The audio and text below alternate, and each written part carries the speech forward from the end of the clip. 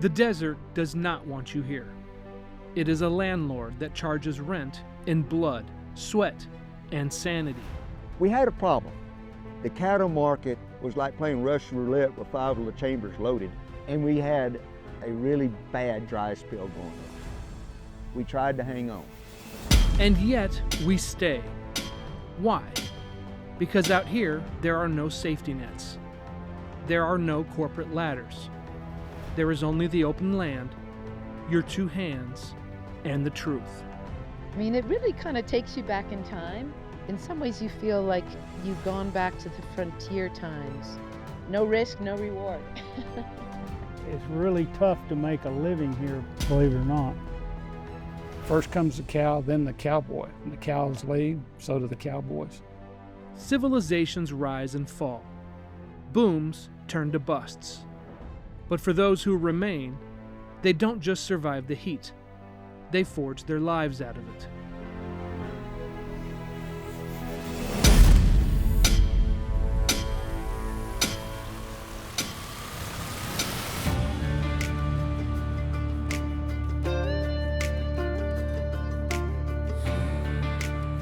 You can't buy your way into the Big Bend.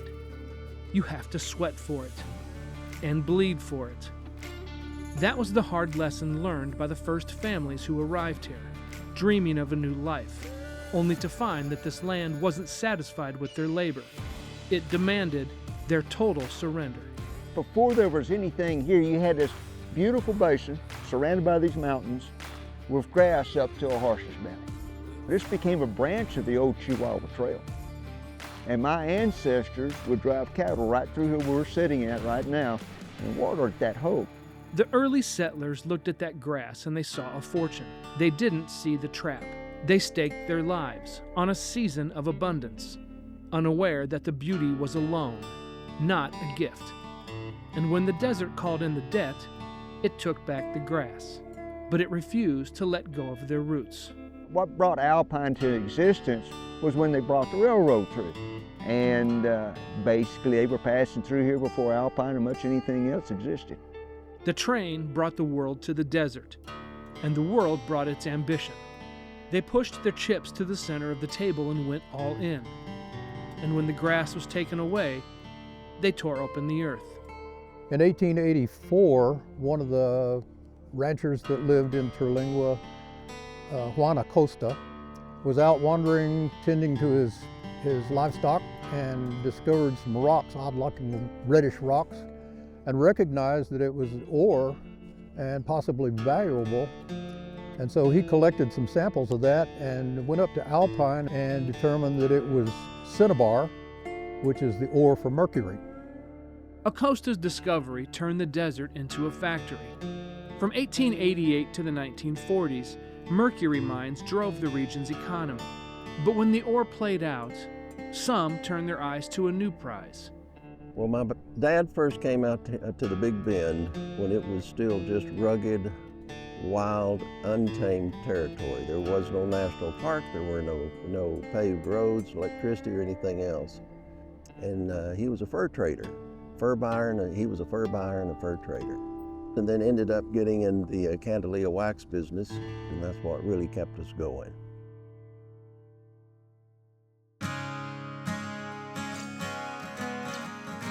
It looks like a weed, but when harvested and boiled with acid, it produces a high-grade wax, used in everything from waterproofing to cosmetics. It was grueling and dangerous work, yet it was the world Bill Ivey's father Rex stepped into.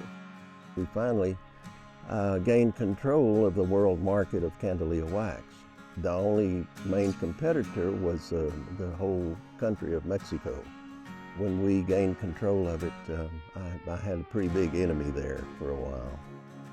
That work ethic and spirit of perseverance paid off. But in the Chihuahuan desert, even monopolies are fragile. By the early 1970s, the mines had long shuttered. The markets shifted. And for the families who bet the farm, the reserves ran dry. Around 1970-71, 3 things happened. The Candelilla business went to pot. The cattle market was like playing Russian roulette with 5 of the chambers loaded. And we had a really bad dry spell going on. We tried to hang on. We sold out about the end of 1972, somewhere in there. When we left, we weren't bent, we were flat busted, we were broke.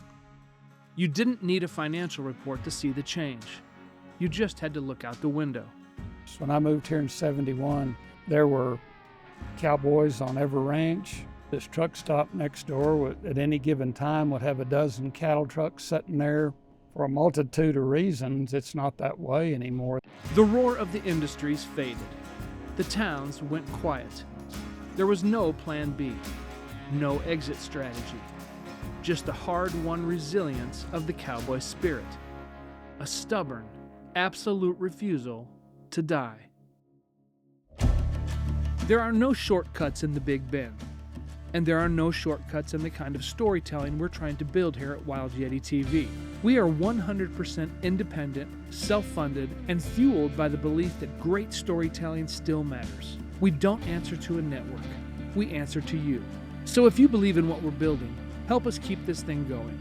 Hit the subscribe button, like the video, and do us the biggest favor of all. With each of our episodes, ride with us all the way until the credits roll. The journey is always worth it.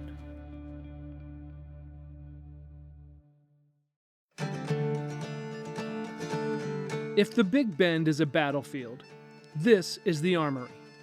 For 120 years, Big Bend saddlery has stood in Alpine, stitching together the gear that keeps men alive on the range. The records are from 1905, and we know it was here prior to that because you didn't have a town back then unless there was a saddle shop in it. It'd be like having a town without a mechanic. Everybody would be afoot pretty quick. If you're catering to working cowboys, they'll let you know real quick if something isn't working because their life depends on it. If something doesn't work for a performance horse guy, you know, he just had a bad run. If something doesn't work for a cowboy 15 miles from the house, he gets to walk 15 miles.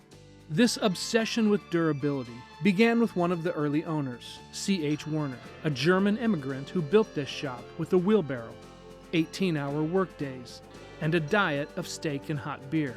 He kept about 20 cases of beer in the back and opened a hot beer, and he was never without a beer all day long. Werner laid the foundation, but Gary Dunshee refined it into an art form. In the world of working cowboys, Gary is a legend. He isn't just selling leather. He is signing his name to a promise. From history, saddle shops have always put their cartouche on anything that they make, the cartouche being the little maker stamp, and it's got your name on it. So if it's wearing your name, you kind of want it to be up to a certain standard. For 50 years, Gary has been the standard bearer. He took a dying craft and kept it sharp. Well, I can't tell you how fortunate I feel to be able to work with the people we work with, some of the finest people on earth, and you know, they work hard and they expect us to work hard. That's how we make a living. They use our product to make their living, and we try and build our products to last. And I had a guy in the other day that brought a belt in, and he said, I looked it up. He said, I've only had this belt 16 years and it broke. And he said, is there any warranty on it? I said, well, we have a 15-year warranty. Gary has held the line, but he is a master craftsman watching his army slowly disappear. The cows left. The rain stopped. And the question became, if the working cowboy is vanishing, who are we making spurs for?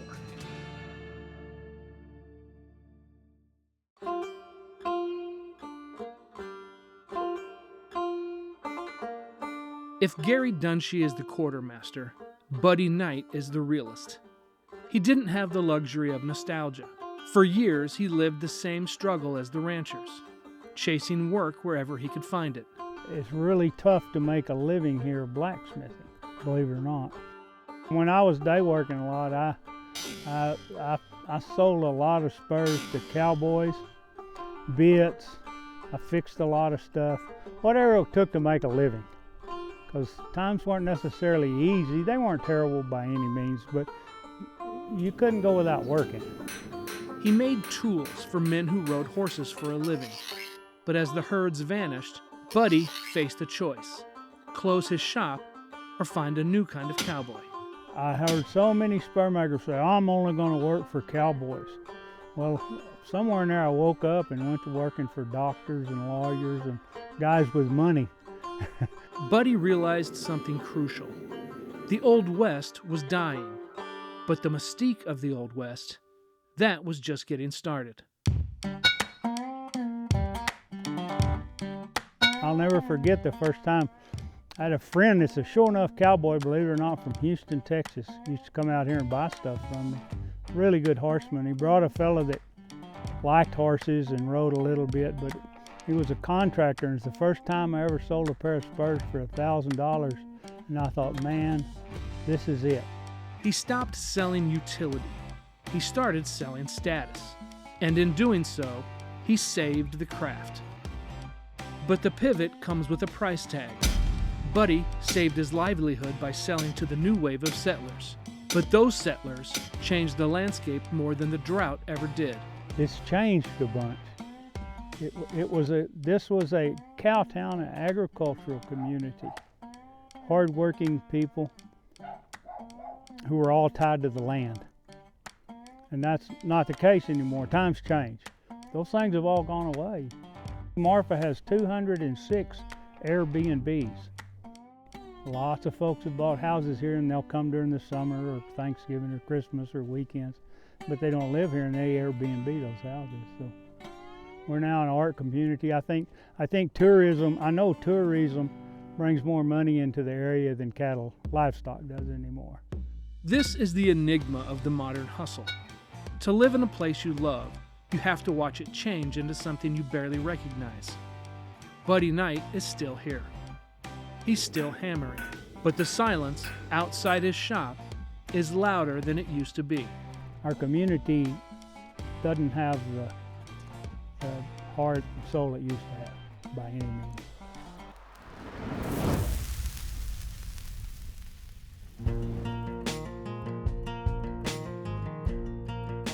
The spirit of this region isn't just forged in iron. It's preserved in ink and photographs. At the archives of the Big Bend, Victoria Contreras guards the stories that history often leaves in the margins. I love when we just encounter a little bit of history that we didn't know anything about. So especially about some of our female ranchers that had such a huge impact out here, learning more about them and the resilience that they had was incredible. History likes to remember the cowboys. It often forgets the matriarchs. But in the Big Bend region, women didn't just survive the isolation, they mastered it. They forged a path through the impossible, clearing the way for the entrepreneurs of today. But the new generation isn't just following in their footsteps. They are taking that resilience to new heights.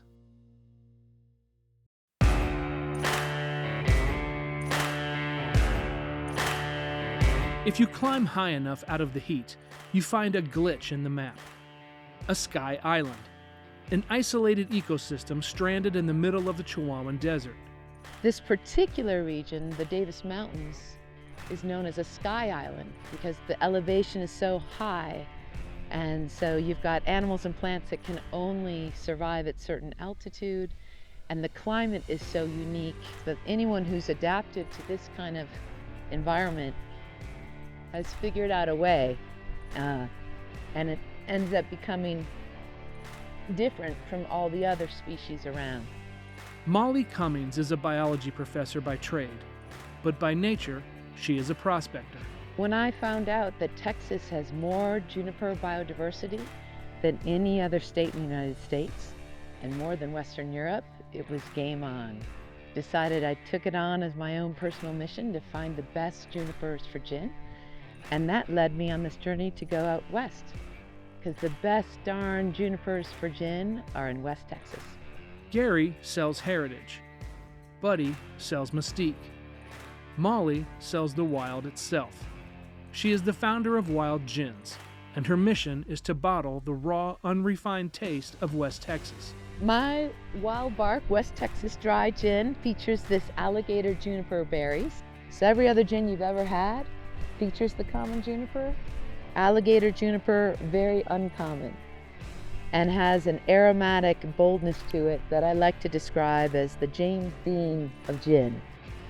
So if you want to celebrate Texas biodiversity, then you want to drink my gin, Wild Gin.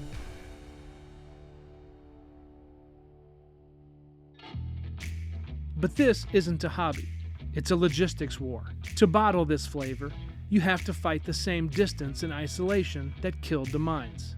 No risk, no reward. The ranchers extracted the grass until it was gone. The miners tore out the quicksilver until the earth was empty. But Molly has found a different way to do business with the desert. You know, we've done the chemical analysis on these berries, and they have these all these wonderful terpenes, which are super healthy for you. And actually those terpenes help seed the local clouds. So even though junipers are water hogs, they actually help out the region by bringing in more rain. Isn't that neat? It is the perfect closed loop. The trees call the rain.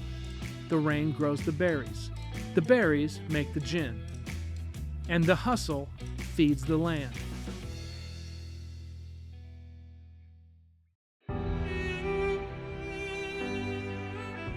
Iron, leather, liquid, stone. In a world that is becoming increasingly digital, the economy of the Big Bend remains stubbornly, defiantly real. We take a lot of satisfaction in that because of whatever they're using is wearing our name. We want it to work good for them. That's why we do it. And my great-great-grandfather had a ranch there in the Sierra Vieja back in the 1890s and such. And he always had this in his blood. He went back to South Texas, but he had this country in his blood. So I have roots here for 150 years. You know. My son, 200 years now. It transports me back to the West in the wild and the freshness. And it's an incredible feeling of reward to go from this stage to that stage. The desert is a filter. It strips away the weak. It burns off the pretense. It demands that you are either essential or you are gone. Gary, Buddy, Molly, they didn't just build businesses. They looked at the trap that caught the early settlers, and they found a way to survive inside it. Because this isn't just an economy. It is a testament to the stubborn, beautiful, indestructible nature of the human spirit. The booms are over. The busts are over. But the hustle is forever.